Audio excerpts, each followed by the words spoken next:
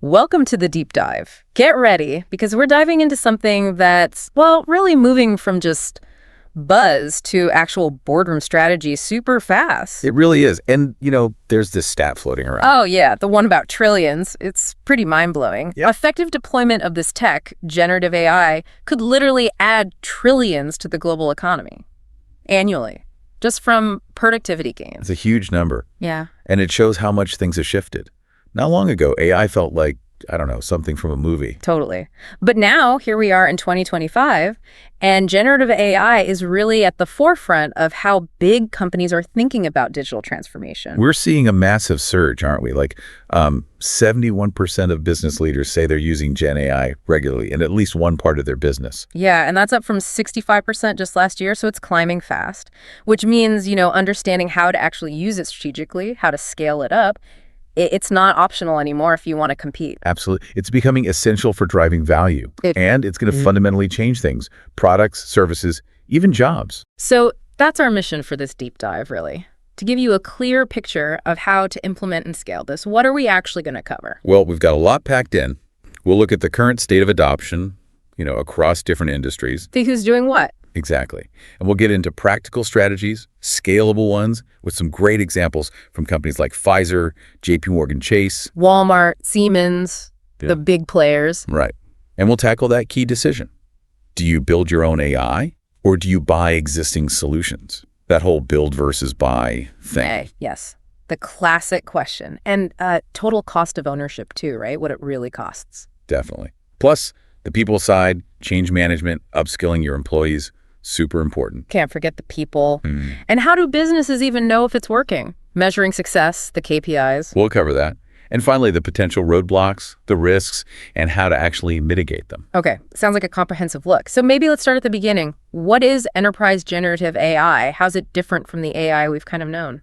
Yeah, good place to start. So traditional AI, or automation, think about systems that analyze data that already exists. Right, like recommending products online or classifying emails or those robots on assembly lines doing the same task over and over. Exactly. They analyze existing stuff and then make a prediction or follow a rule or take a defined action based on that analysis.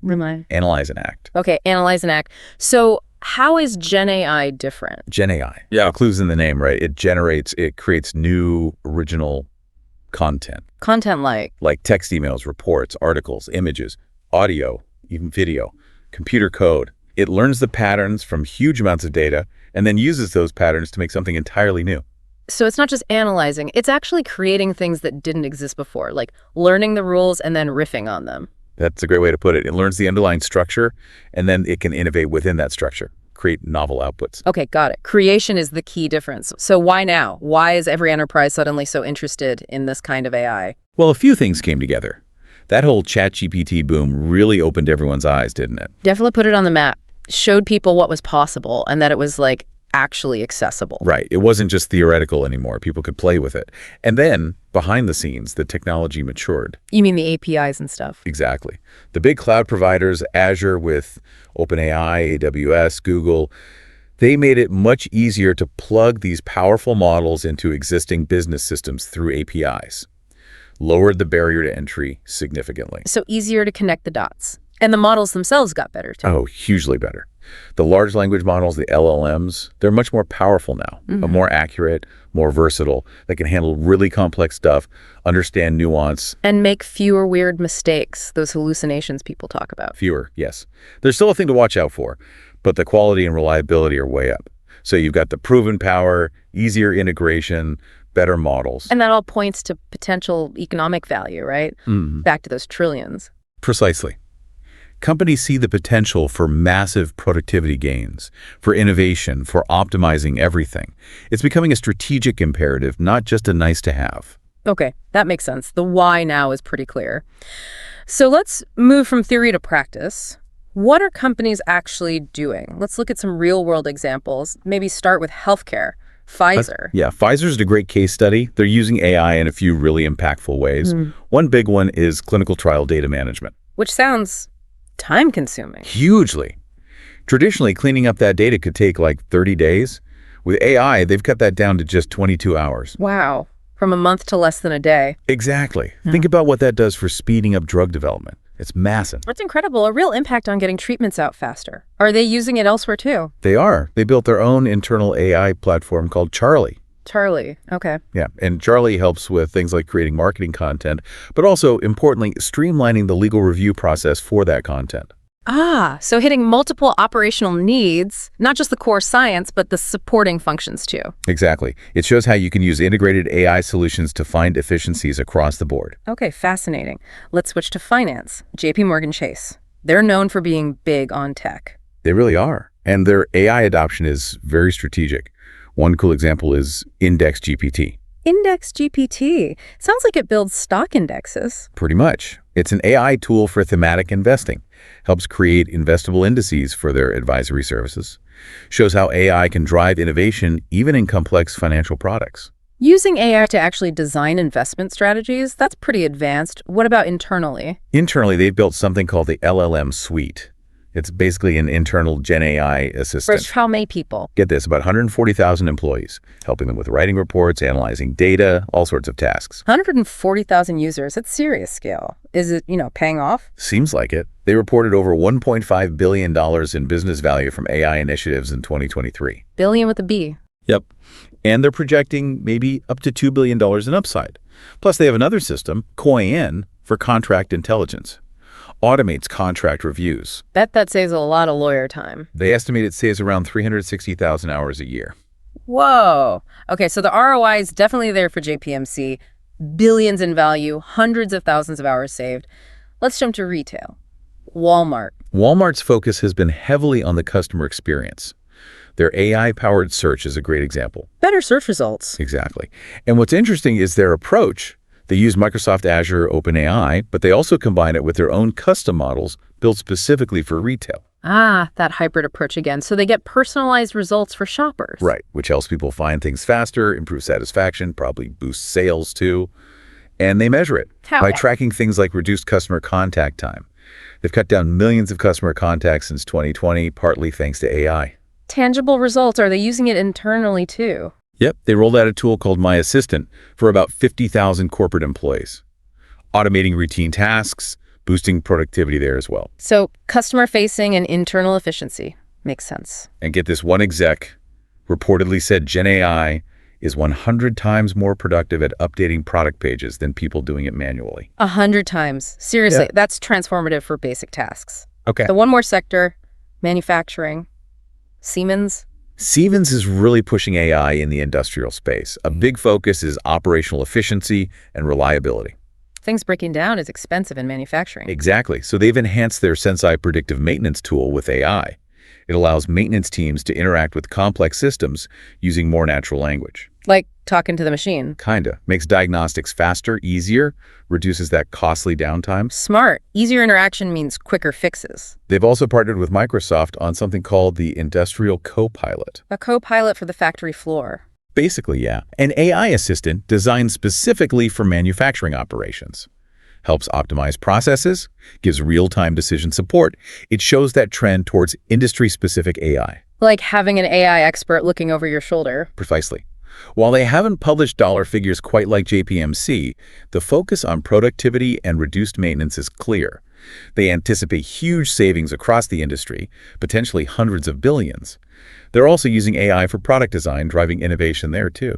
Okay, so these examples, Pfizer, JPMC, Walmart, Siemens, they really show Gen AI is delivering tangible results across different fields. It's not just hype. Absolutely not. Accelerating drug development, optimizing finance, improving retail experiences, streamlining manufacturing. The why is solid. Right.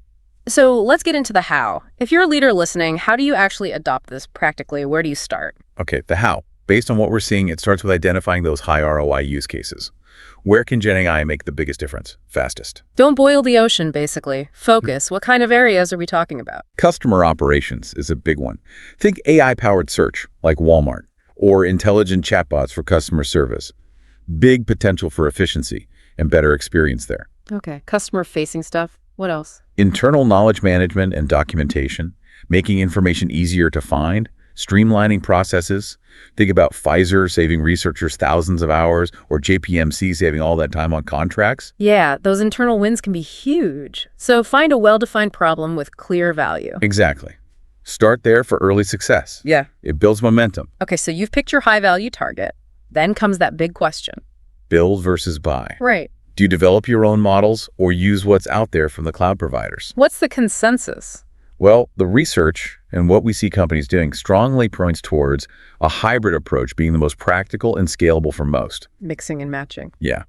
You leverage the power and ease of existing platforms like Azure OpenAI or AWS Bedrock, but you also build custom layers or models on top for your specific needs. Like JPMC using OpenAI but adding finance-specific features, or Walmart using Azure but also their own retail models. Precisely. It's that buy and build idea. You get the best of both worlds. Speed, scalability, access to the latest foundational models, but also customization, control over your data, and the ability to tailor it to your industry. So it's about finding the right balance for your specific situation, budget, expertise, control needs. Exactly. Evaluate those factors carefully. Okay, hybrid approach seems smart. What's next after deciding that? Just roll it out. Definitely not. The next phase is critical. Pilot, measure, scale. Start small. Exactly. Run small-scale pilot projects on those high ROI use cases you picked. Test the tech in your environment. Gather real data. And crucially, measure, right? You need KPIs. Absolutely. Set clear key performance indicators from day one. What does success look like for this pilot? Like what kind of metrics? Could be time saved, cost reductions, efficiency gains, maybe early signs of customer satisfaction improvement, things you can actually track. Okay, so you run the pilot, you measure, then what? Then you analyze the results, learn from them, iterate on your approach. Then, if the pilot was successful, you start planning the wider rollout, the scaling. It's a phased approach. Minimizes risk, lets you learn as you go. Exactly. You don't want to make huge bets before you've proven the value on a smaller scale. Makes total sense. Now, we've talked tech, process, Yeah. but what about the people? This must impact them. Oh, massively. And this is maybe the most critical part for long-term success. Change management and upskilling. Because the tech doesn't work if people don't use it or don't know how or are resistant. Precisely. You need to communicate clearly what are the benefits, how will roles change, address the anxieties. And provide training. Robust training is essential. People need the skills to use these new tools effectively. Think about Walmart rolling out My Assistant. Quickly, they backed it up with demos and training. Right. And JPMC emphasizing workforce preparation. Yeah. You need to foster a supportive environment where people feel okay learning, maybe even making mistakes initially. Empower them to work alongside the AI. Not feel threatened by it. That's the goal. It's about augmentation, not just replacement in many cases. You mentioned a McKinsey insight earlier. Did it touch on this? It did. McKinsey found that the AI leaders, the companies, really succeeding. They have that strategic focus. They pick fewer high-impact use cases. Right. And they invest significantly in their people and processes. It really highlights that it's not just about the tech. Yeah, strategy, people, process, the whole package. Okay, so we know how to adopt it practically. How do we know if it's actually working? Let's dig into metrics. Right, the KPIs. How do you measure success? Well, the big one everyone wants is ROI, return on investment. The bottom line. Exactly. Tangible business value, like JPMC's $1.5 billion plus, or Pfizer estimating savings between $750 million and $1 billion annually. Those are impressive numbers, but is everyone tracking ROI that clearly yet for Gen AI specifically? Honestly, it's still early days for many. One report in 2024 found only about 15% of companies had specific Gen AI ROI metrics. So it's evolving, but you need to aim for it, even if it combines quantitative and qualitative benefits initially. Okay, so ROI is the goal. What else? What are more direct measures? Cost savings are often easier to track directly. Pfizer cutting infrastructure costs by 55%. JPMC saving those 360,000 hours with Coinar. That's a direct labor cost saving. Siemens aiming for billions in savings through efficiency. Those are concrete numbers. Clear financial wins. What about the quality of what the AI produces? Model accuracy is absolutely critical, especially in sensitive areas like healthcare. Pfizer using AI for rare disease prediction needs to be highly accurate. Or in finance, poor data leading to inaccuracies is a huge risk, so rigorous evaluation is key. Makes sense. And compliance, especially in those regulated sectors. Huge. Monitoring and mitigating compliance risks is vital. Data privacy, avoiding bias in outputs, adhering to regulations like GDPR or financial rules. That's a crucial, if sometimes less tangible, measure of doing things right. So a mix of financial, operational, quality, and risk metrics.